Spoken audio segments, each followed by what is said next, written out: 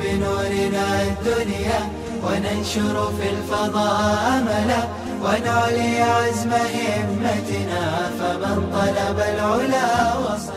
بسم الله الرحمن الرحيم. الحمد لله رب العالمين والعاقبة للمتقين والصلاة والسلام على سيد الأنبياء والمرسلين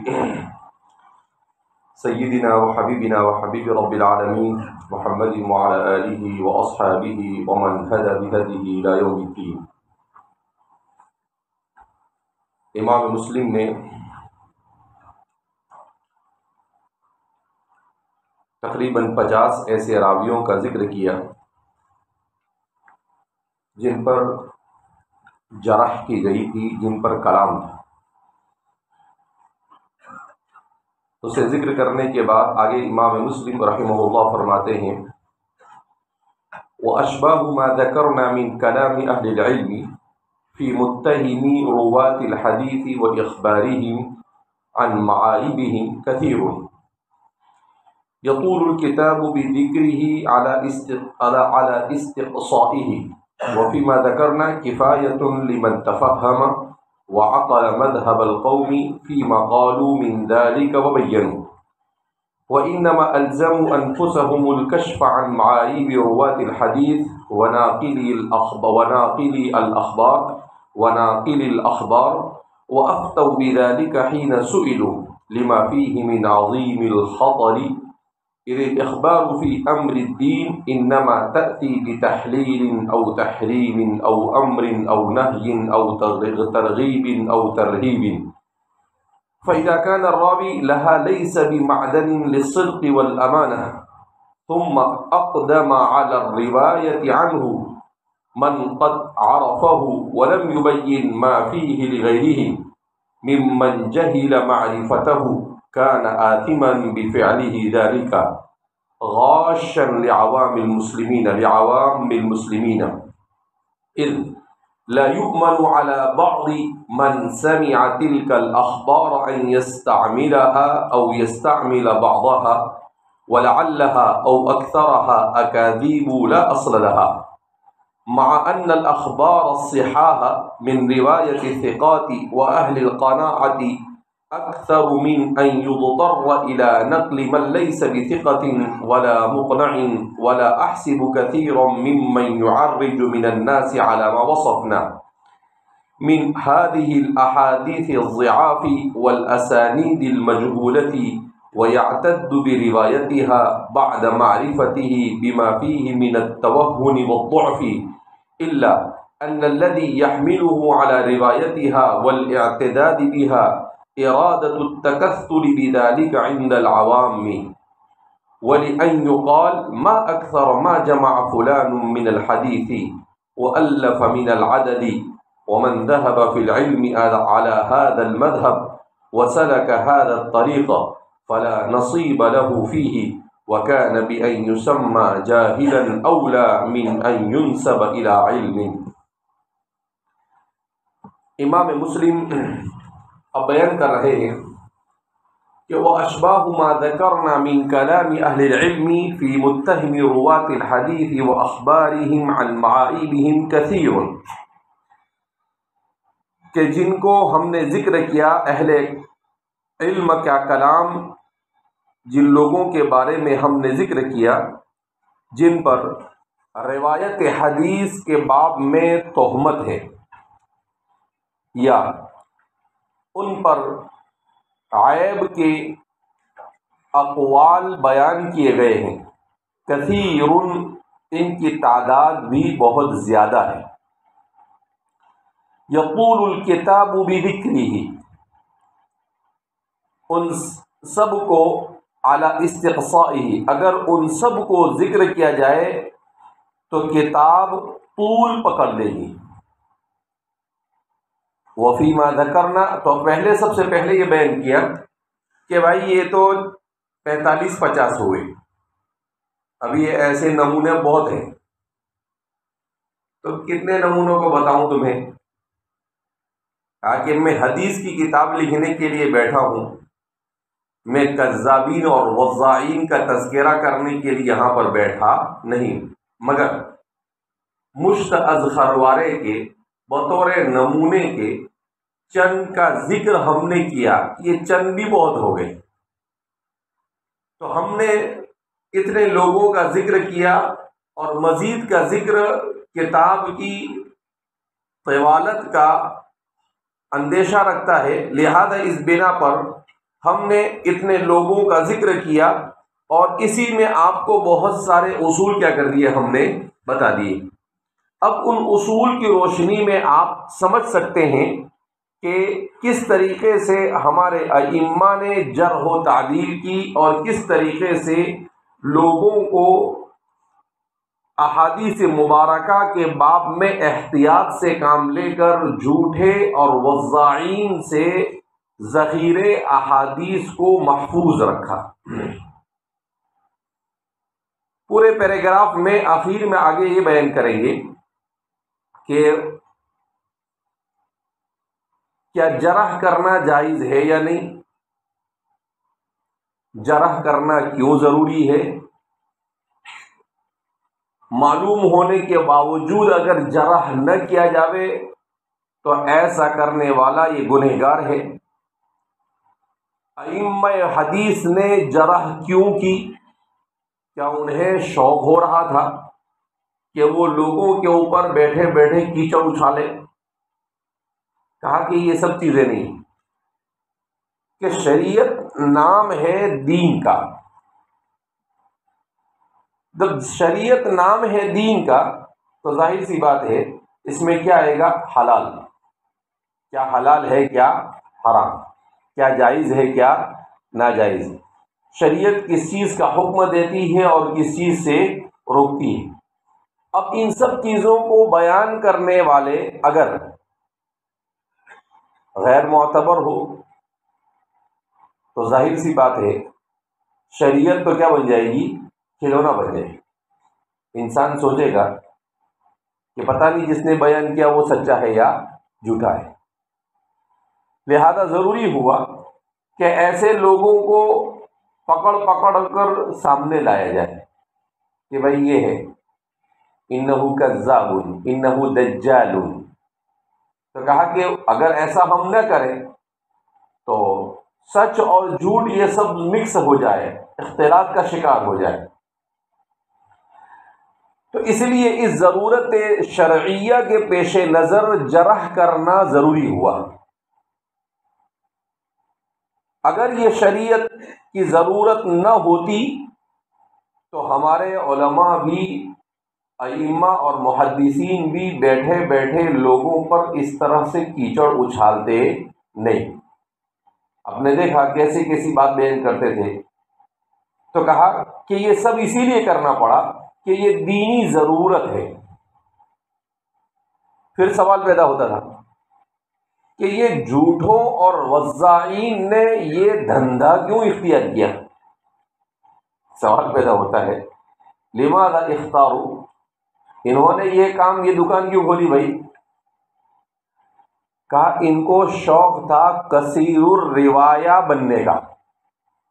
ان کو کیا شوق تھا؟ کہ ایسے لوگوں میں ان کا نام آئے جنہوں نے بکثرت روایتیں بیان کی، تو اپنا کثیر الروایہ فہرست میں نام شامل کرنے کے لیے انہوں نے جھوٹ موٹ کچھ بھی کیا کر دیا، شروع کر دیا۔ تو پھر سوال پیدا ہو کہ ان کو الگ کر لینے سے کیا ہوگا؟ تو کہا جو اچھے راوی ہے وہ ان سے زیادہ ہے،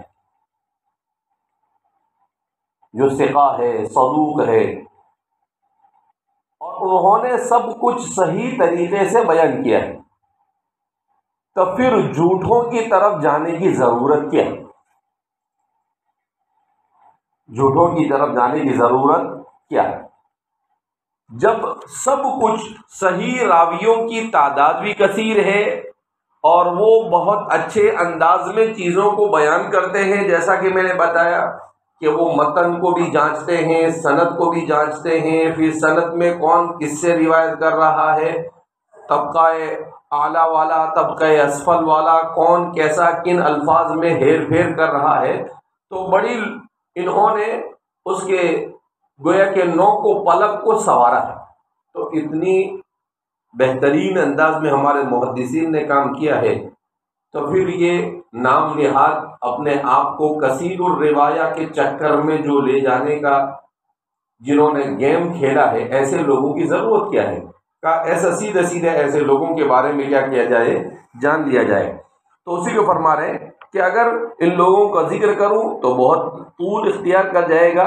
وفیما ذکرنا کفایۃ لمن تفہم، اور جو کچھ ہم نے بیان کیا اس میں سمجھنے والے کے لیے کافی، اور مزید کچھ بتانے کی ضرورت نہیں۔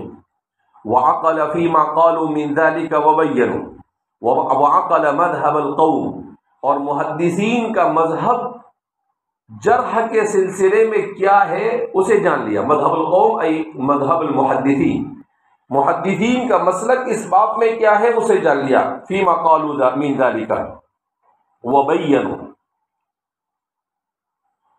وإنما ألزموا أنفسهم الكشف عن معائب رواة الحديث وناقل الأخبار، اور محدثین اور اہل علم نے حدیث روایت کرنے والے اور اخبار کو نقل کرنے والوں کے عیب پر سے پردہ اٹھایا۔ وَأَفْتَوْا بِذَلِكَ، اور ایک طرح سے ان کے بارے میں اپنا اسٹیٹمنٹ دیا، فتویٰ دیا، ان کا حکم بیان کیا۔ حِينَ سُئِلُوا، جب ان سے پوچھا گیا۔ کیا مطلب؟ کہ ایسا نہیں کہ اٹھا کر کسی کے بارے میں کچھ بھی بیان کیا۔ اسی لیے آپ دیکھیں گے امام مسلم کے جو اتنے سارے لوگوں کو بیان کیا، تو اکثر دیکھیں گے کہ کوئی نہ کوئی ایک شاگرد استاد سے پوچھ رہا ہے کہ فلاں کے بارے میں آپ کیا کہتے ہیں، فلاں کیسا ہے، فلاں کیسا ہے۔ تو کہا جب پوچھا جاتا تھا تو ہی بتا دیں، بغیر پوچھے اٹھا پٹک لوگوں کے اوپر جرح کے احکام جاری کرتے تھے، نہیں کہ اٹھا بیٹھا کسی کو بھی چالو پڑ گئے، کہا نہیں۔ جب پوچھتے تھے ان کو تو پوچھنے کے بعد بتاتے تھے، بغیر پوچھے ہوئے اس طریقے سے وہ کام کرتے۔ ہاں کہیں ان کے روایت کو بیان کرے تو پھر بغیر کچھ بھی بیان کرنا پڑے گا کہ بھئی اس روایت میں اس سند کے اندر میں فلاں ہے اور یہ ایسے ایسے ہو، تو بیان کرنا پڑے گا۔ تو بغیر ضرورت اور بغیر پوچھے انہوں نے کسی کے اوپر بھی کوئی تہمت یا کسی قسم کا کوئی الزام یا کوئی چیز لگائی نہیں۔ جب ضرورت پڑی تب ہی انہوں نے اپنے اس کارڈ کو استعمال کیا، اور اس ضرورت کے موقع پر ہی انہوں نے یہ کام کیا ہے۔ حين سئلوا لما فيه من عظیم الخطر، اس لیے کہ اگر پردہ نہ اٹھاتے ان کے معایب سے تو دین خطرے میں پڑ جاتا ہے۔ کچھ بھی الٹا سلٹا دین کے بارے میں وہ تو کچھ بھی بیان کرتے آئے، تو ساری چیزیں دین کا حصہ بن جاتی ہیں۔ اذ الاخبار فی امر الدین انما تأتی بتحلیل، اس لیے کہ دین کی خبر کا مطلب کیا ہوتا ہے؟ کسی چیز کو حلال قرار دینا یا حرام قرار دینا، یا کسی امر کو بیان کرنا یا کسی نہی کو بیان کرنا، یا کسی فعل کی ترغیب کرنا یا کسی فعل سے ترہیب سے کام لینا۔ تو کہا یہ سب کے سب شریعت ہے، تو ظاہر سی بات ہے اگر ایسا نہ کرے تو کام چلے گا نہیں۔ فَإِذَا كَانَ الرَّاوِي لَهَا لَيْسَ بِمَعْدَنٍ لِلصِّدْقِ وَالْأَمَانَةِ، لہذا جب راوی یہ صداقت اور امانت کا حامل نہ ہو، ثم اقدم علی الروایت عنہ، اور پھر اس سے روایت کے سلسلے میں آدمی جسارت کرے، من قد عرفہ ولم یبین ما فیہ، اور اسے پہچان لیا ہو اور جو کچھ اس میں عیب ہے اسے بیان نہ کرے، یعنی اس پر جرح نہ کرے، ممن جہل معرفتہ کان آثما بفعلہ، اور ایک طرح سے اس سے ناواقفیت کا اظہار کرے، کان آثما بفعلہ ذالک، تو ایسا کرنے والا گنہگار ہوگا۔ کہا اگر کوئی جھوٹا ہے، کسی محدث کو معلوم تھا کہ وہ جھوٹا ہے، اس کے باوجود اس کو جھوٹا نہیں کہا، یہ کیا کہیں گے یار، لوگوں کے اوپر جھوٹ کی تہمت لگاتا ہے۔ کہا اس لیے اس نے جھوٹ اس کے اوپر حکم نہیں لگایا، جرح نہیں کی، کہا تو جرح نہ کرنے سے گنہگار ہوگا، جرح کرنے سے گنہگار نہیں ہوگا، جرح کرنا تو ثواب ہو جائے گا، اور جرح نہ کرنا یہ باعث گناہ ہوگا۔ تو اس لیے فرماتے کانا آدم بفعلہ ذالک غاشا لعوام المسلمین، اور عامۃ المسلمین کے ساتھ گویا کہ ایک طرح سے کیا ہوگی، دھوکہ دہی، دھوکہ کیا جا رہا ہے کہ ان کو سچ جھوٹ کچھ بھی مکس کر کے کیا کیا جا رہا ہے۔ ظاہر سی بات ہے اگر کوئی آدمی ایسا کہے کہ اس گلاس کے اندر میں شربت ہے اور جوس ہے اور وہ کیسا ہے، اس میں کچھ کیمیکل بھی ہے اور کچھ اوریجنل بھی ہے، تو آدمی پیے گا اس کو؟ نہیں پیے گا، جبکہ ہماری دنیا سب پیتی، کیونکہ بیوقوفی کی دنیا ہے، سب معلوم ہوتا ہے کہ ہم یہ ویفر کھاتے ہیں، یہ کتنے خراب ہے، اس سے کتنا نقصان ہوتا ہے، وہ کیا کہتے ہیں گٹکے کھاتے ہیں، اس سے کتنا نقصان ہوتا ہے، یہ مشروبات جتنے بھی ڈبہ بند ملتی ہے، مشروبات الغازیہ کیا کہتے ہیں اس کو، سافٹ ڈرنک وغیرہ، یہ سب چیزوں کے بارے میں انسان کو سب معلوم ہے کہ یہ کیا ہے، نقصان دہ، اس میں کیمیکل ہوتا ہے، مگر پھر بھی دبا کے کھاتا ہے۔ یعنی شاید ہمارے زمانے جیسے پاگل انسان دنیا میں کبھی پیدا ہوئے نہیں، پاگل ہمارے زمانے میں ہی سب کیا ہو گئے ہیں، جمع ہو گئے ہیں۔ بہرحال تو فرماتے ہیں کہ گویا کہ ایک طرح سے عامۃ الناس کے ساتھ دھوکہ کیا جا رہا ہے، لہذا اس بنا پر ہمارے محدثین کے لیے اس کے سوا کوئی چارہ نہیں تھا۔ اذ لا یؤمن علی بعض من سمع تلک الاخبار ان یستعملها، کیوں کہ بعض لوگ ایسے ہیں کہ ان سے انسان محفوظ نہیں رہ سکتا ہے اگر ان کی خبروں کو وہ اپنے لیے استعمال کرنے لگے۔ کیا مطلب؟ شریعت کے استدلال کے طور پر وہ استعمال کرنا کیا کر دے وے، شروع کر دے وے۔ اب یستعمل بعضها، یا ان میں سے بعض خبروں کو، اس کی پوری خبروں کو جھوٹ ہے آدمی کی، یا اس کی بعض خبروں کو بھی اگر آدمی استعمال کر لے وے تو ظاہر سی بات ہے کہ دین تو ایک طرح سے کھلواڑ بن جائے گا۔ وَلَعَلَّهَا أَوْ أَكْثَرَ أَكَاذِيبَهَا لَا أَصْلَ لَهَا، جبکہ اس کی خبروں میں سے اکثر ایسی ہوگی جس کی شریعت میں کوئی اصل ہوگی نہیں، کیونکہ وہ حضرت والا تو کذاب ہے، تو اٹھا پٹک وہ تو کچھ بھی بیان کریں گے اور اس پر سے عیب نہیں اٹھائیں گے، تو ظاہر سی بات ہے بڑے مسائل کھڑے ہو جائیں گے۔ تو اس لیے فرماتے ہیں کہ ہمارے محدثین کے لیے چارہ نہیں تھا، اسی لیے میں نے کہا کہ حضرات صحابہ کے زمانے کے آخری دور میں علم سند اور علم رجال یہ متعارف ہوا۔ سند تو برابر پوچھتے تھے، مگر جرح و تعدیل کا سلسلہ بعد وقوع الفتنہ، حضرات صحابہ کے زمانے میں جب مشاجرات ہوئے اس کے بعد شروع ہوا، اس سے پہلے جرح کی کوئی ضرورت نہیں تھی، کیونکہ لوگ امانت دار تھے، دیانت دار تھے، لوگ اس طرح کے کام کرتے تھے نہیں۔ مگر اس کے بعد پھر لوگوں کے اندر میں افراط اور تفریط پیدا ہونے لگا، کوئی حضرت علی کے طرفدار بن گیا، کوئی حضرت امیر معاویہ کا طرفدار بن گیا، کوئی دونوں کا مخالف بن گیا، جیسے خوارج نے دونوں کی مخالفت کی، روافض نے حضرت علی کی، نواصب نے حضرت امیر معاویہ کی، تو یہ الگ الگ جماعتیں کھڑی ہو گئی، اور انہوں نے اس طرح کے گورکھ دھندے کیا کر دیے، شروع کر دیے۔ تو اس وجہ سے پھر ان کو جرح کرنا، تو جرح بھی ضرورت پڑی جب شروع ہوئی، اسی لیے کہتے ہیں کہ اصل یہ کیا ہے، کسی آدمی کو اصل چیز تو یہ ہے کہ وہ سچا ہو، تعدیل یہ اصل ہے، جرح یہ طاری ہوئی، اصل چیز کیا ہے، تعدیل ہے، یعنی عادل ہونا، جرح یہ طاری ہوئی۔ لہذا اس بنا پر فرماتے ہیں کہ مع ان الاخبار الصحاح من روایت الثقات واهل القناعة اکثر من ان يضطر الى نقل من ليس بثقة، باوجود ہے کہ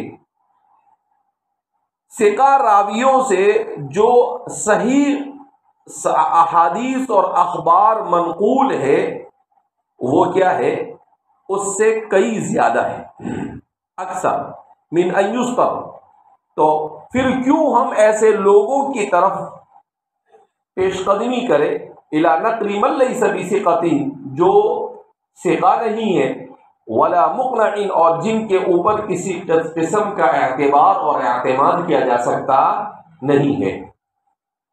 کہا جب صحیح روایت کرنے والے زیادہ ہے تو پھر غلط روایت کرنے والوں کی طرف کیوں جائے؟ ولا احسب كثيرا مما يعرج من الناس على ما وصفنا من هذه الاحاديث الضعاف والاسانيد المجهوله،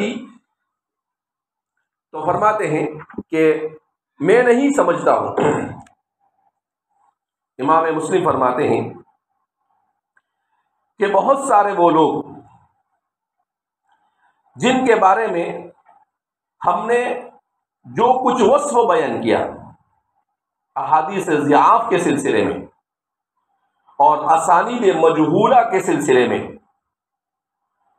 وَيُعْتَدُّ بِرِوَایَتِهَا بَعْدَ مَعْرِفَتِهِ بِمَا فِيهَا مِنَ التَّوَهُّنِ وَالضُّعْفِ،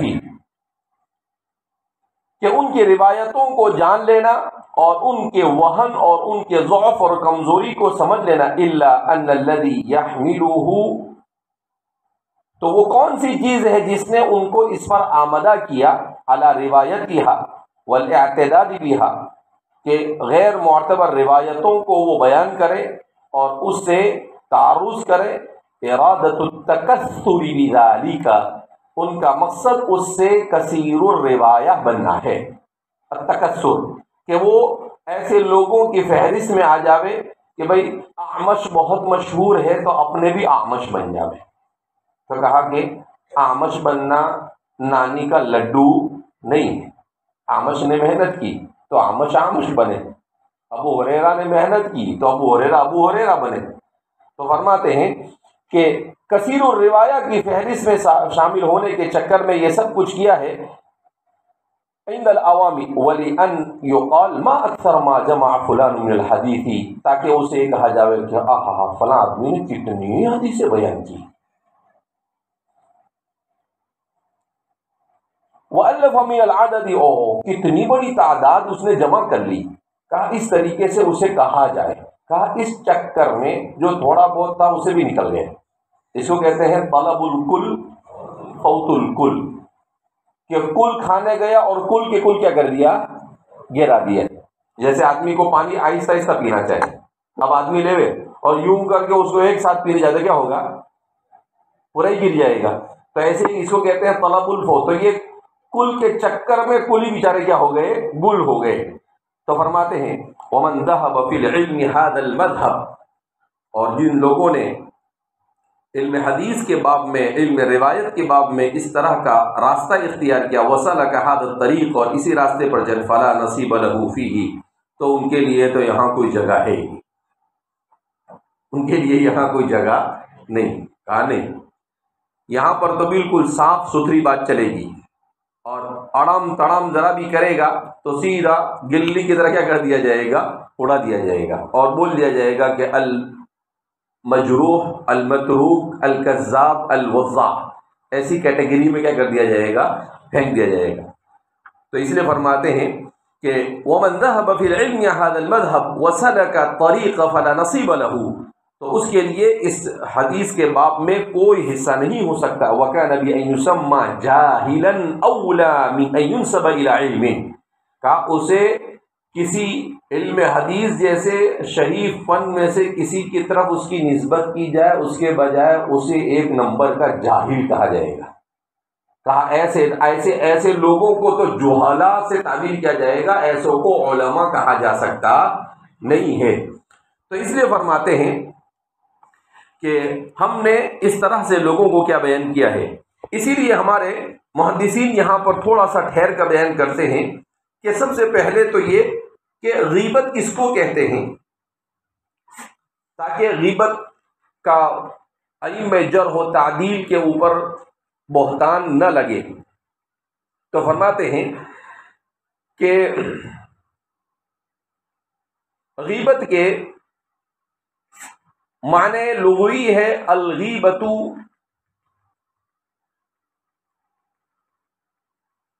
کسی کی عدم موجودگی میں کوئی بات کہنا، لغتاً عام ہے، مگر بعد میں چل کر اس کا استعمال کسی کے پیٹھ پیچھے اس کے عیوب کو بیان کرنا. اسی لیے علماء نے لکھا کہ اگر واقعتاً اس میں وہ عیب ہے تب تو غیبت ہے، اور اگر اس پر اس کی جانب غلط نسبت کی جا رہی ہے تو اسے بہتان کہا جاتا ہے. نبی کریم صلی اللہ علیہ وسلم نے ایک روایت میں اسے اس طرح سے بیان کیا، اتدرون ما الغیبہ. امام مسلم، امام احمد، امام ابو داؤد اور امام ترمذی چاروں حضرات نے راویۃ الاسلام سیدنا وسید هذه الامہ حضرت ابو ہریرہ رضی اللہ تعالیٰ عنہ سے روایت کیا ہے کہ حضور نے ایک مرتبہ صحابہ کرام رضوان اللہ تعالیٰ عنہ مجمعین سے سوال کیا، اتدرون ما الغیبہ، کیا تمہیں معلوم ہے غیبت کسے کہتے ہیں؟ قالوا اللہ ورسولہ اعلم. صحابہ نے جواب دیا اللہ اور اس کے رسول ہی زیادہ جانتے ہیں. قال ذکرک اخاک بما یکرہ، ذکرک اخاک بما یکرہ، یہ اللہ کے رسول صلی اللہ علیہ وسلم کی مبارک زبان سے ذکر کی تعریف، غیبت کی تعریف ہے. تو حضور فرماتے ہیں ذکرک اخاک بما یکرہ، تیرا تیرے بھائی کا اس طرح سے ذکر کرنا جسے وہ پسند نہ کرے. کتنی بہترین تعریف کی رسول اللہ صلی اللہ علیہ وسلم نے، ذکرک اخاک بما یکرہ.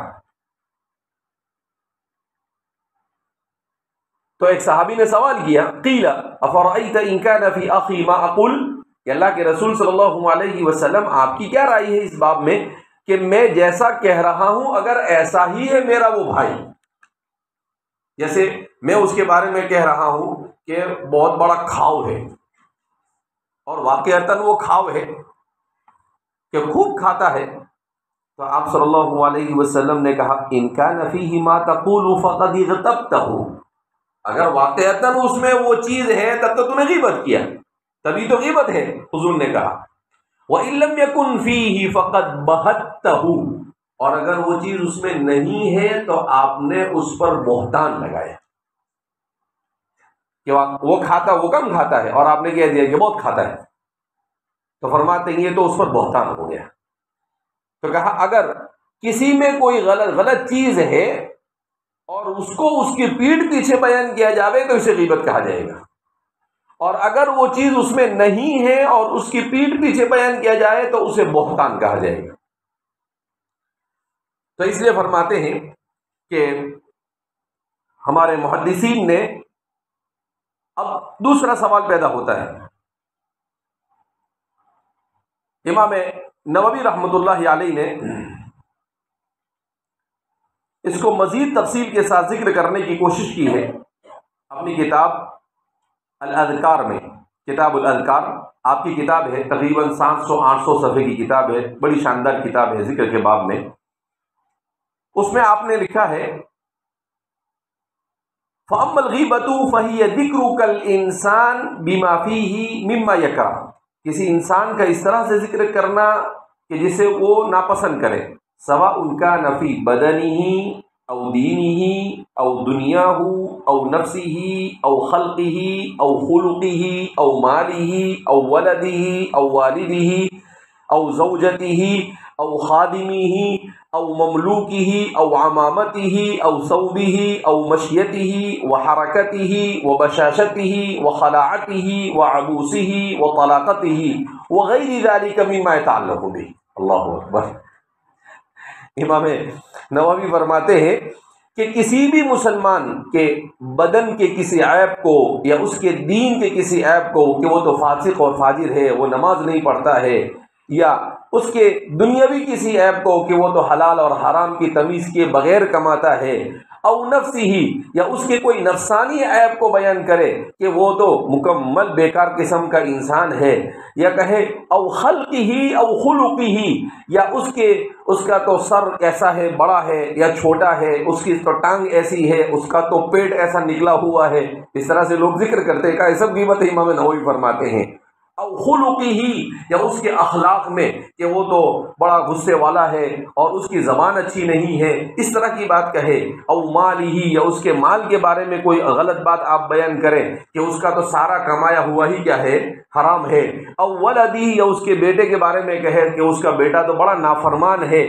او والدی ہی، اس کے والد کے بارے میں کہے کہ اس کے باپ کا تو کوئی ٹھکانہ نہیں ہے، او زوجتی ہی، یا اس کی بیوی کے بارے میں کہے کہ وہ تو بڑی بدچلن ہے، او خادمی ہی، یا اس کے خادم کے بارے میں کہے کہ اس کا خادم تو ایک نمبر کا لچا اور لفنگا ہے، او مملوکی ہی، یا اس کے مملوک غلام کے بارے میں کہے کہ اس کا مملوک تو بھگوڑا ہے، او عمامتی ہی، یا اس کے عمامے کے بارے میں کہے کہ وہ تو بدعتی والا عمامہ کیا کرتا ہے، پہنتا ہے، او ثوبہ ہی، یا اس کے کپڑے کے بارے میں کہے کہ وہ تو جو کپڑا پہنتا ہے وہ کپڑا بالکل چست کپڑا پہنتا ہے، او مشیتی ہی، یا اس کے چلنے میں کہ وہ تو ایسا چلتا ہے مٹک مٹک کے کہ کچھ سمجھ میں آتا نہیں کہ کیا کہے، او حرکتی ہی، یا اس کے حرکت کے بارے میں کہ وہ تو جب بھی کھڑا ہوتا ہے تو ایسے کھڑا ہوتا ہے۔ امام نووی نے تو ایسی لائن لگائی ہے کہ انسان ایک دم صوفی کوٹا بن کے رہنے کا۔ او وہ بشاشتی ہی، یا اس کے بشاشت کے بارے میں کہ اس کو تو ہنسنا بھی آتا نہیں ہے، او خلاعتی ہی، یا اس کے خلاعت کے بارے میں کہے کہ اس کو تو ڈھنگ سے بیٹھنا بھی آتا نہیں ہے، او عبوستی ہی، کہا اس کو تو غصہ کرنا بھی آتا نہیں، کہا کہ جب منہ بگاڑتا ہے تو ایسا بگاڑتا ہے جیسے بھینسے سے کم لگتا نہیں ہے، او طلاقتی ہی، یا اس کے ہنسنے کے بارے میں کہ کیسا ہنستا ہے، ایسا ہنستا ہے کہ گاؤں بھینس سب بھاگ جاوے، او غیر ذالک مما یتعلق به، کہا ایسا کچھ بھی کہے، کہتے ہیں نا ہم تو مستی مستی میں لوگوں کے بارے میں کہتے ہیں کہ وہ تو ایسی بھاری قرات پڑھتا ہے کہ وہ قرات شروع کر دو گئے بھی بھاگ جاؤ، یہ بھی غیبت امام نووی فرماتے۔ امام نووی کیا فرماتے ہیں، ان چیزوں کا ہم غیبت سمجھتے نہیں ہیں، تو فرماتے ہیں یہ سب کے سب چیزیں کیا ہے، غیبت ہے۔ آگے کے عجیب امام نووی فرماتے ہیں انتہائی زاہد قسم کے انسان تھے، او غیر ذالک مما یتعلق، کا کسی بھی انسان کے سلسلے میں کوئی بھی غلط بات کا آپ اس کے پیچھے کے پیچھے ذکر کریں، سواء ذکرتہ بلفظہ، چاہے آپ الفاظ میں ذکر کریں، او کتابک، یا اس کے بارے میں لکھ دے، یا او فرماتے ہیں او رمزتہ، یا اشارہ کرے، او اشرت الیہ بعینی، کا آنکھ سے اشارہ کرے یا ہاتھ سے اشارہ کرے یا سر سے اشارہ کرے یا کچھ بھی کرے، کسی کے بارے میں غلط بولنا، غلط لکھنا، غلط آنکھ، سر، ہاتھ سے، پاؤں سے، بدن سے اشارہ کرنا، یہ سب غیبت کے اندر میں شامل ہے۔ اللہ اکبر۔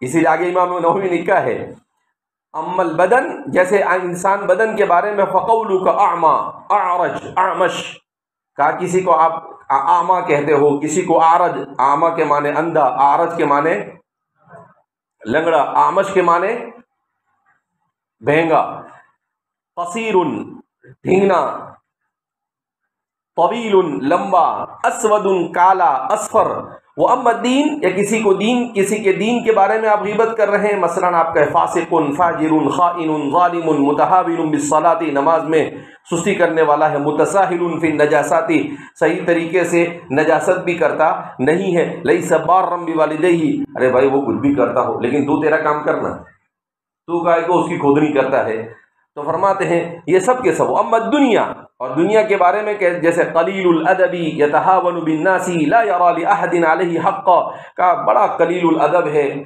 یتہاون بالناس، لوگوں کے ساتھ اچھا سلوک نہیں کرتا ہے، اپنے اوپر کسی کا کوئی حق نہیں سمجھتا ہے، بہت زیادہ باتیں کرتا ہے، بہت زیادہ کھاتا ہے، بہت زیادہ سوتا ہے، کثیر الکلامی، کثیر الاکلی او النومی، ینام فی غیر وقتہ، جو ٹائم پہ نہیں سونا ہے تب بھی سو جاتا ہے، یجلس فی غیر موضعہ، جہاں نہیں بیٹھنا ہے وہاں جا کے کیا ہو جاتا ہے، بیٹھ جاتا ہے، کہا یہ سب کے سب غیبت میں شامل ہے۔ اللہ اکبر۔ تم کو تو میں سیدھا منہ پہ بولتا ہوں، تو یہ غیبت، یہ پیٹھ کے پیچھے بولنے کی بات ہے، سمجھ میں آئی بات؟ ہاں، اور تم کو تو بولنا بھی ضرور، نہیں بولے تو پتہ نہیں کیا کرے، تم اتنا بولنے کے بعد نہیں سدھرتے ہیں، تو نہیں بولے تو پتہ نہیں کہاں جا کے بیٹھ، یہاں بھی آگے سو جائے بستر لگا کے تم تو۔ وَأَمَّا الْمُتَعَلِّقُ بِوَالِدِهِ فَقَوْلِكَ أَبُوهُ فَاسِقٌ أَوْ زِنْجِيٌّ أَوْ حَدَّادٌ أَوْ حَائِقٌ، کسی کے باپ کے بارے میں غیبت کرنا جیسے کہنا کہ وہ اس کا باپ فاسق ہے، یا اس کا باپ تو انگریز ہے، یا أو حداد، یا اس کا باپ تو لوہار ہے، یا اس کا باپ تو کچرا اٹھانے والا ہے۔ وَأَمَّا الْخُلُقُ فَقَوْلِكَ سَيِّئُ الْخَلْقِ مُتَكَبِّرٌ مُرَائٍ، کسی کے بارے میں کہنا اس کے بد اخلاق ہے، متکبر ہے، دکھاوا کرنے والا ہے۔ اور کسی کے کپڑے میں کرنا جیسے طویل الذیلی، یہ تو لمبے لمبے کرتے پہنتا ہے، وسخ الثوب، اس کے تو کپڑا ہمیشہ کیسا رہتا ہے، میلا رہتا ہے، نحو ذالک، یہ سب کے سب امام نووی فرماتے ہیں کیا کہا جائے گا، غیبت۔ امام نووی کے بارے میں لکھا ہے وقد نقل الغزالی اجماع المسلمین على ان الغیبة ذکرک غیرک بما یکرہ وقد تقدم الحدیث الصحیح المصرح بذلك واللہ اعلم بالصواب والیہ المرجع والمآب۔ تو یہ تو غیبت ہوئی۔ اب غیبت کا حکم کیا ہے؟ ہمارے زمانے میں کثرت سے غیبت ہوتی ہے، کوئی مجلس ایسی نہیں ہوتی ہوگی لوگوں کی جس میں غیبت نہ کی جاتی۔ اللہ حفاظت فرمائے، عوام خواص سبھی۔ ہمارے والد صاحب کی بات ایک عجیب اللہ رب العزت نے ان کو صفت عطا فرمائی تھی، ان کے سامنے کسی کا کوئی تذکیہ، اللہ بھائی اپنے اپنا کام کرنے وہ جانے، اس کا کام جانے، ایسا بول کے کیا کرتے تھے وہ ٹال دیتے۔ ان کو کسی کی کوئی بات پسند نہیں، اور اگر ان کو کسی کے بارے میں جا کے کہے کہ فلاں ایسا ہے تو اس کو بلا کے کہے کہ فلاں آدمی نے تیرے بارے میں کہا کہ تو ایسا ہے، تو ان کو کسی کے بارے میں کچھ بولتے ہو۔ پھر میں کبھی کبھی بولتا تھا کہ آپ کو تو کسی کے بارے میں بولنا بھی بہت غلط ہے، بولے نہیں آپ نے تو حوالے کے ساتھ بولتے ہیں، بولے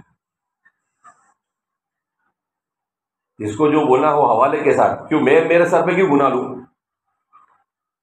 ہمارے والد صاحب کے استاد حضرت مولانا اسد اللہ صاحب رامپوری،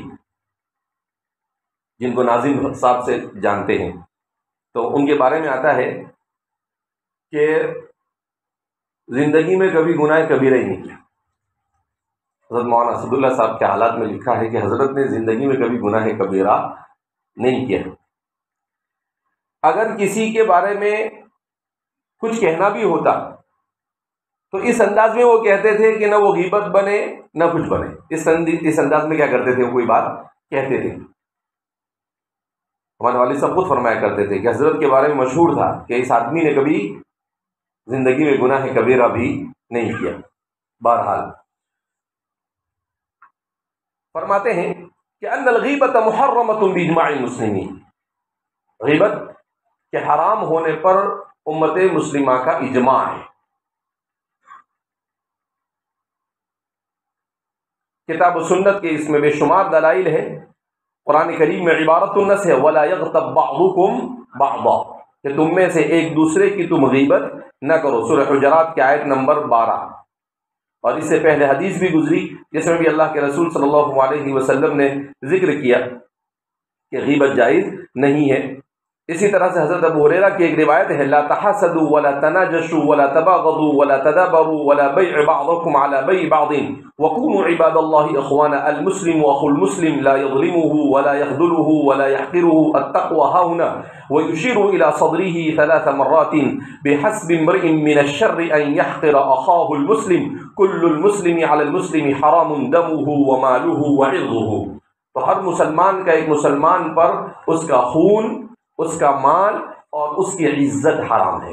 اس سے پتہ چلا کہ بہرحال غیبت کی حرمت پر کسی قسم کا کوئی اختلاف کسی کا پایا جاتا نہیں۔ تیسرا مسئلہ،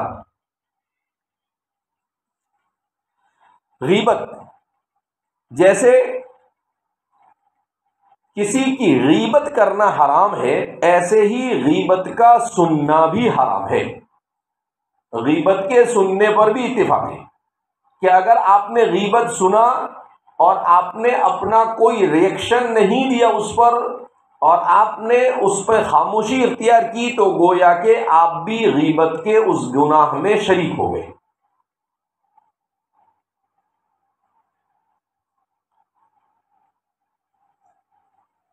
کہا کہیں غیبت ہو رہی ہو تو آتا ہم بھائی یہ لوگوں کی غیبت نہیں کرنا، آپ کو برا لگے تو لگے، لیکن ہم غیبت سنتے نہیں۔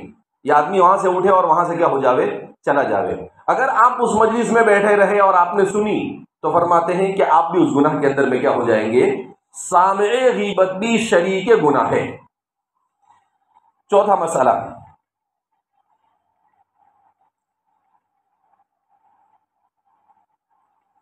کہ مسلمان بھائی کی عزت پر آنچ آئے تو اس کا دفاع کرنا چاہیے۔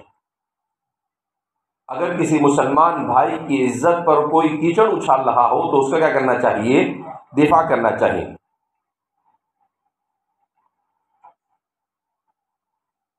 حدیث پاک میں ہے من رد عن عرض اخیہ، جس نے اپنے بھائی کی عزت بچائی رد اللہ عن وجہہ النار یوم القیامہ، تو کل قیامت کے دن اللہ اس کے چہرے کو جہنم کی آگ سے بچائے، یعنی اس کو جہنم کی آگ سے کیا کرے گا؟ بچائے گا۔ تو اس لیے فرماتے ہیں کہ آدمی کو کوشش کرنی چاہیے کہ اپنے کسی مسلمان بھائی پر اگر کوئی اعتراض بھی کر رہا ہو، کوئی غلط بات کر رہا ہو، تو اس کا آگے نہیں، ایسا نہیں، میں نے تو ایسا دیکھا نہیں، آپ یہ غلط بیانی سے کام لے رہے ہیں۔ اسی لیے فرماتے ہیں اخرج ابو داود عن سهل بن معاذ بن انس الجهني عن ابيه عن النبي صلى الله عليه وسلم قال من حمى مؤمنا من منافق بعث الله ملكا يحمي لحمه يوم القيامة من نار جہنم، جو کسی مسلمان کی عزت کو کسی منافق سے بچائے تو اللہ اس کو ایک فرشتے کو مسلط کر دیتا ہے جو قیامت تک کے دن اسے جہنم کے آگ سے بچائے گا۔ ومن رمى مسلما بشيء يريد شينه به حبسه الله على جسر جہنم حتى يخرج مما قال، اور جس نے کسی مسلمان پر بہتان یا الزام لگایا یا اس کی غیبت کی، اس سے اس کے عیب کو بیان کیا، تو اللہ جہنم کے پل یعنی پل صراط کے اوپر اسے روک دے گا جب تک کہ وہ اس کا حق ادا نہ ہو جائے۔ کہا پل صراط پہ حساب کتاب میزان سے بھی اگر بچ جائے گا تو پل صراط پر کھڑے کھڑے اس کا حساب کتاب دیا جائے گا۔ کہ آپ نے فلاں کی غیبت کی تھی، چلو کیا بات ہے، کیوں غیبت کیا آپ نے، اور آپ کو اپنے ثواب میں سے کیا کرنا پڑے گا؟ دینا پڑے گا۔ تو اس لیے فرماتے ہیں کہ آدمی کو کوشش کرنی چاہیے، اسی لیے حضور من ستر مسلما سترہ اللہ، کسی کا عیب معلوم بھی ہو تو لوگوں کو بیان کرتے نہیں پھرنے کا۔ ہاں مسلم ٹھیک ہے، ضرورت نہیں ہے، ہمارے محدثین کے بارے میں بھی آگے آ رہا ہے کہ ہمارے محدثین نے کیوں ذکر کیا۔ اچھا، اس کے بعد چوتھا مسئلہ، کون سے وہ مقامات ہیں جہاں پر غیبت کی اجازت ہے کہ غیبت کر سکتے ہیں؟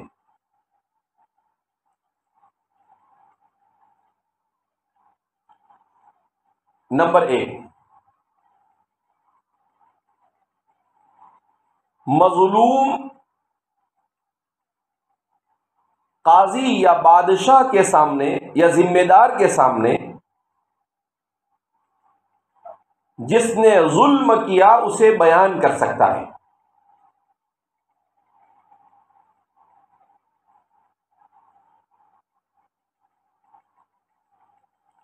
کہ کسی نے کسی کا مال لے لیا تو ہم کہیں کہ غیبت نہیں کر سکتے ہیں، تو ایسے تو کوئی کسی کو بھی لوٹ کے کیا ہو جائے گا، چلا جائے۔ کہا کہ نہیں، اگر آپ پر ظلم ہوا ہے تو آپ جو ذمہ دار آپ کو انصاف دلا سکتا ہے، ایسے آدمی کے پاس جا کر آپ اپنے حق کو حاصل کرنے کے لیے کہہ سکتے ہیں کہ اس نے فلاں فلاں طریقے سے مجھے مارا یا فلاں فلاں طریقے سے میرا مال لوٹ لیا یا میرے پاس سے چھین لیا۔ تو ایک تو یہ کہ مظلوم یہ انصاف کے حصول کے لیے ظالم کی برائی اس کے پیٹھ پیچھے بیان کر سکتا ہے۔ نمبر 2،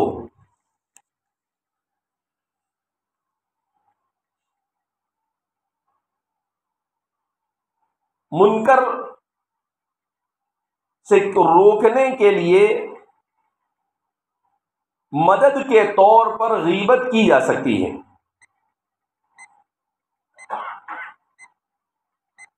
کیا مطلب؟ کہ آپ کسی کو نہیں روک سکتے ہیں کہ بھئی فلاں آدمی ہے یہ گالیاں بہت بکتا ہے، اب آپ اس کو نہیں بول سکتے، تو جو اسے روک سکتا ہے اس کے پاس آپ جا کر کہے کہ بھئی فلاں آدمی کو گالی بکنے کی عادت ہو گئی، فلاں آدمی کو نماز چھوڑنے کی عادت ہو گئی۔ جیسے اپنا ساتھی ہے، نماز نہیں پڑھتا ہے، سوتا رہتا ہے، تو استاد کو جا کر بول سکتے ہیں کہ بھئی حضرت وہ ہمارا ساتھی ہے، نماز نہیں پڑھتا ہے۔ تو کہا کہ یہ بھی غیبت، کیوں؟ اس لیے کہ اس غیبت کا مقصد اس کی برائی بیان کرنا نہیں، بلکہ اس غیبت کا اس سے منکر کو چھوڑانا ہے۔ تو الاستعانۃ علی ترک المنکر، کیسے کیسے ہمارے محدثین اور فقہاء نے اپنے دماغ دوڑائے، تو کہا کہ استعانت علی ترک المنکر کے لیے بھی غیبت کی کیا ہے؟ گنجائش ہے۔ کیوں؟ اس لیے کہ امر بالمعروف اور نہی عن المنکر یہ بھی کیا ہے؟ ضروری ہے، اور ہر ایک کا اپنی حیثیت الگ الگ ہوتی ہے، ہر ایک کو روک سکتا نہیں. تو جو جس کو روک سکتا ہے اسے جا کر کہنا کہ فلاں یہ کرتا ہے، برائے کرم آپ اس کو اس منکر سے روکیں. نمبر 3، کسی مفتی کے سامنے فتویٰ پوچھتے وقت اس کی برائی جو بھی اس نے آپ کے ساتھ کی ہے اسے بیان کر سکتے ہیں. جیسے بہن نے جا کر اپنے مفتی کو جا کر کہہ دیا کہ بھئی میرا بھائی مجھے وراثت میں حق دیتا نہیں. اب اگر وہ نہیں کہے گی تو کیسے کام چلے گا؟ تو فرماتے ہیں کہ کسی مفتی کو فتویٰ پوچھنے کے لیے وہ اس کی برائی کو بیان کر سکتے ہیں. اور نمبر 4، کسی کے شر سے مسلمان کو بچانے کے لیے اور بطور نصیحت کے اگر اس میں کوئی برائی ہو تو اسے ذکر کر سکتے ہیں. عامۃ المسلمین کو کسی کے شر سے بچانے کے لیے بطور نصیحت کے غیبت کی اجازت ہے. جیسے ہمارے محدثین نے جو جرح کی وہ اسی قبیل سے، تحذیر المسلمین من الشر. اسی طریقے سے اگر کوئی آدمی آپ سے مشورہ لے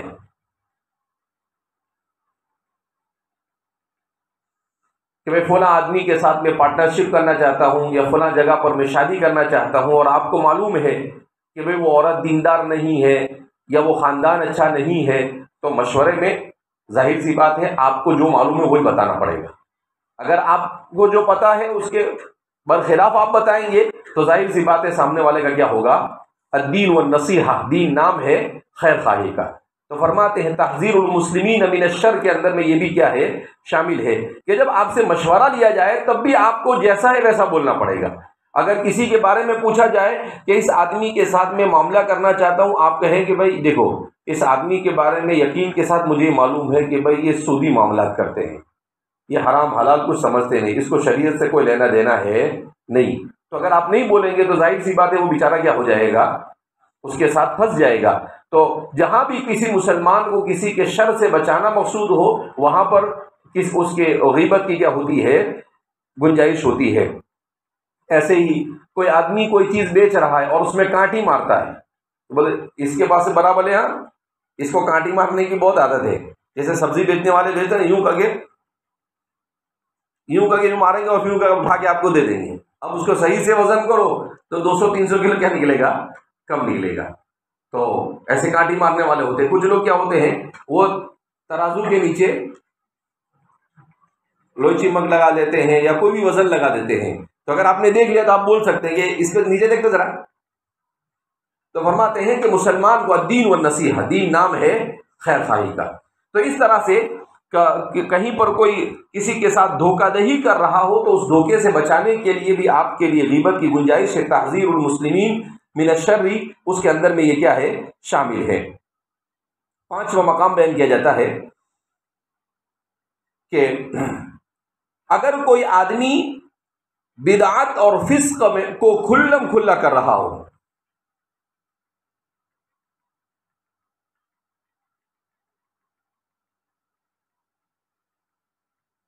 تو اس کے بارے میں بھی لوگوں کو بتایا جا سکتا ہے کہ فلاں آدمی شراب کا عادی ہے، فلاں آدمی جوئے کا عادی ہے. تو عبرت کے لیے لوگوں کے سامنے اس کو بطور نمونے کے بیان کر سکتے ہیں. 6 اور آخری مقام جہاں پر غیبت جائز ہے کہ اگر کوئی آدمی کسی عیب ہی سے مشہور ہو جائے تو اس عیب کو ذکر کرنے میں کوئی حرج نہیں. کالاعمشی والاعرجی والاصمی والاعمى والاحول والافطس.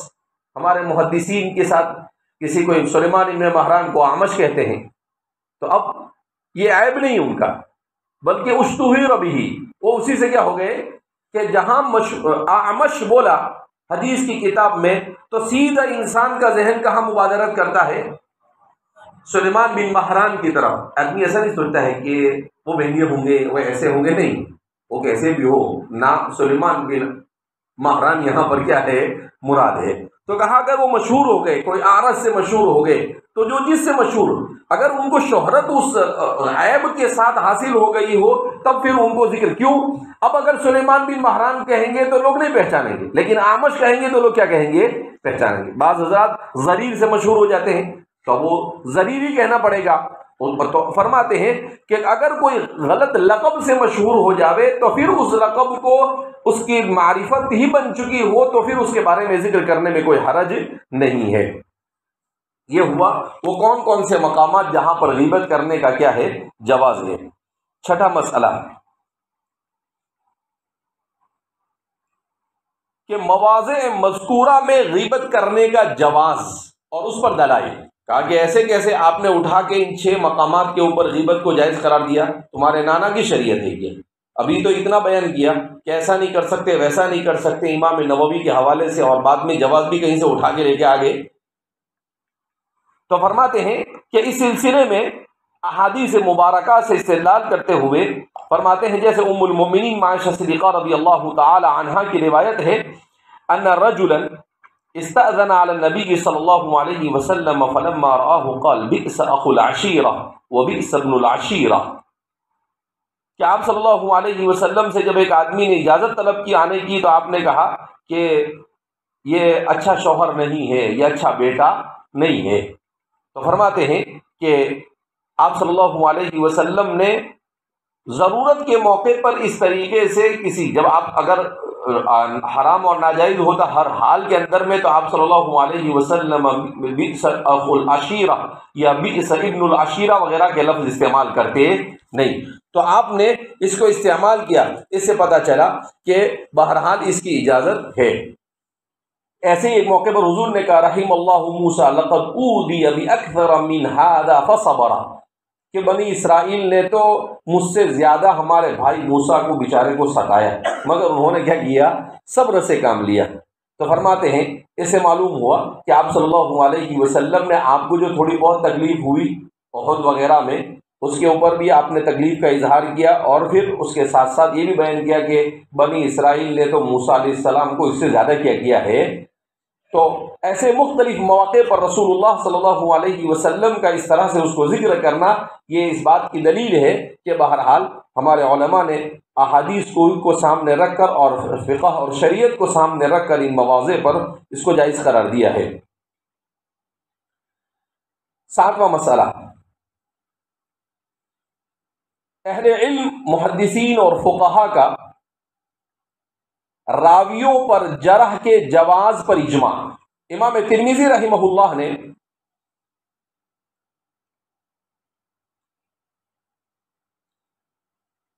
اپنی کتاب العلل الصغیر میں یہ عبارت لکھی ہے، وقد عاب بعض من لا يفهم على اہل الحدیث الکلام فی الرجال، کہ بعض لوگوں نے محدثین کے اوپر جو انہوں نے رجال پر کلام کیا ہے اس کو اچھا نہیں سمجھا، کہا کہ غلط ہے، ایسا کیسے کسی کے بارے میں کچھ بھی کہہ دیتے ہیں۔ کہ وقد وجدنا غیر واحد من الائمۃ من التابعین قد تکلموا فی الرجال، کہا ہم نے حضرات تابعین میں ایک بڑی جماعت کو ایسا پایا جنہوں نے رجال پر کلام کیا۔ اگر کلام کیوں، حضرات تابعین کا قول اور عمل یہ بھی حجت شرعیہ میں سے ایک ہے، جہاں رسول اللہ کے اقوال اور افعال کو حجت مانا جاتا ہے، صحابہ کے اقوال کو بھی اور حضرات تابعین کے اقوال کو بھی حجت مانا جاتا ہے۔ کہا فرماتے ہیں کہ حضرت حسن بصری، امام طاؤس، انہوں نے جیسے معبد جوہنی کے اوپر کلام کیا،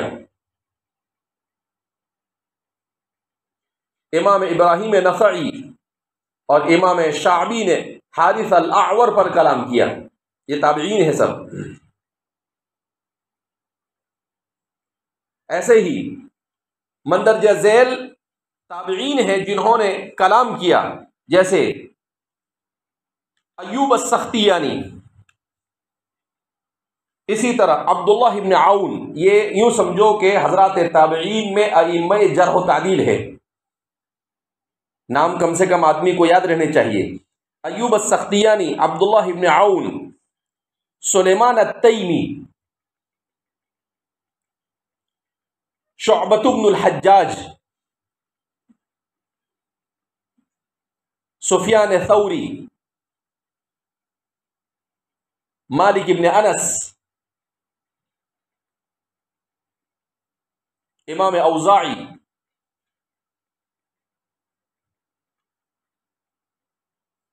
ان کے بعد تبع تابعین میں عبداللہ ابن المبارک، یحییٰ ابن سعید القطان، وکیع ابن الجراح، عبد الرحمن ابن مہدی، انہوں نے بہت سارے راویوں پر کلام کیا اور ان کی تضعیف کی ہے، اور اس کا مقصد کیا تھا؟ جیسا کہ اس سے پہلے بیان کیا، تحذیر المسلمین من شرہ، ان کے شر سے مسلمانوں کو بچانا۔ یہاں تک کہ خطیب بغدادی نے اس حدیث سے استدلال کیا ہے، من سئل عن علم یعلمہ فکتمہ الجم یوم القیامۃ بلجام من نار۔ من سئل عن علم، کہ کسی کے بارے میں، کسی مسئلے کے بارے میں، کسی چیز کے بارے میں سوال کیا جائے اور وہ اسے جانتا ہو، اس کے باوجود اسے وہ چھپائے، تو قیامت کے دن اسے آگ کی لگام پہنائی جائے گی۔ تو فرماتے ہیں کہ معلوم ہے اگر آپ کو کہ بھئی یہ مجروح ہے، اس کے باوجود بھی جرح نہیں کی، تو کہا کہ یہ کتمان علم میں شامل ہے۔ اسی لیے خطیب بغدادی نے اپنی کتاب الکفایہ فی علم الروایہ کے اندر میں اس سے استدلال کیا ہے، تو فرماتے ہیں کہ اس طرح کے اور بھی بہت سارے دلائل کے پیش نظر ہمارے علماء نے کہا کہ یہ صرف جائز نہیں بلکہ واجب اور ضروری۔ اگر اس فریضے کو ہمارے محدثین اور علماء انجام نہ دیتے تو ہم تک احادیث مبارکہ کا یہ عظیم ذخیرہ صحت کے ساتھ نہ پہنچتا، اور ہر روایت یہ شکوک و شبہات کے دائرے میں رہتی۔ تو یہ تو جزائے خیر عطا فرمائے کہ اللہ نے ان لوگوں نے اس فریضے کو انجام دیا۔ بہرحال اب اس کے بعد جرح و تعدیل کے لیے کیا کیا شرائط ہیں، یعنی کون جرح و تعدیل کر سکتا ہے۔ اب ایسا نہیں کہ جرح و تعدیل کا جواز فراہم کیا ہے تو اٹھا بیٹھا کے کوئی بھی شروع پڑ جاوے، کہا نہیں، جارح اور تعدیل کرنے والے اس کے اندر میں کن کن صفات کا ہونا ضروری ہے، اس کے شرائط کو ہمارے محدثین نے کیا کیا ہے، ذکر کہ ان صفات کا حامل ہونا ضروری، تو ہی جرح و تعدیل کر سکتے ہیں۔ سیدھی سیدھی اپنا کام کرتے بیٹھے ہو، لوگوں کے اوپر اٹھا بیٹھک اس طرح سے کچھ بھی جرح و تعدیل کر، کوئی بھی آدمی کو جرح و تعدیل کی اجازت ہے نہیں۔ ہم تک احادیث مبارک بلکہ وہ ہے بھی جرح نہیں کی، تو کہا کہ یہ کتمان علم میں شامل ہے۔ مسئلے کے بارے میں الجم یوم القیامۃ بلجام من نار۔ من سئل عن علم، کہ کسی خطیب بغدادی، یہاں تک کہ خطیب بغدادی نے اس حدیث سے استدلال کیا ہے، من سئل عن علم یعلمہ فکتمہ الجم یوم القیامۃ بلجام من نار۔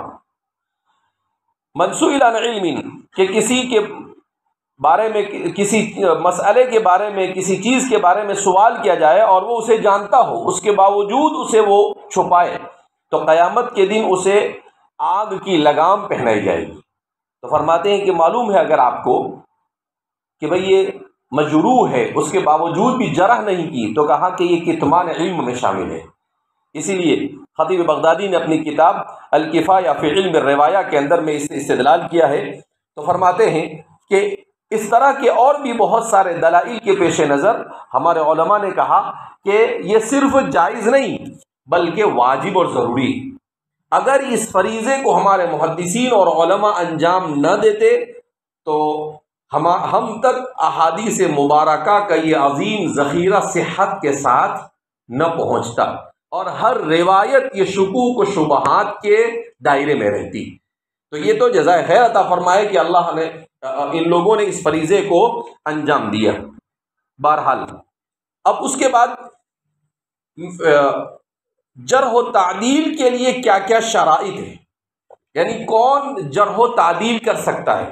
اب ایسا نہیں کہ جرح و تعدیل کا جواز فراہم کیا ہے تو اٹھا بیٹھا کے کوئی بھی شروع پڑ جاوے، کہا نہیں، جارح اور تعدیل کرنے والے اس کے اندر میں کن کن صفات کا ہونا ضروری ہے، اس کے شرائط کو ہمارے محدثین نے کیا کیا ہے، ذکر کیا، ان صفات کا حامل ہونا ضروری، تو ہی جرح و تعدیل کر سکتا ہے، سیدھی سیدھی اپنا کام کرتے بیٹھے لوگوں کے اوپر اٹھا بیٹھک اس طرح سے کچھ بھی جرح و تعدیل کر، کوئی بھی آدمی کو جرح و تعدیل کی اجازت ہے نہیں۔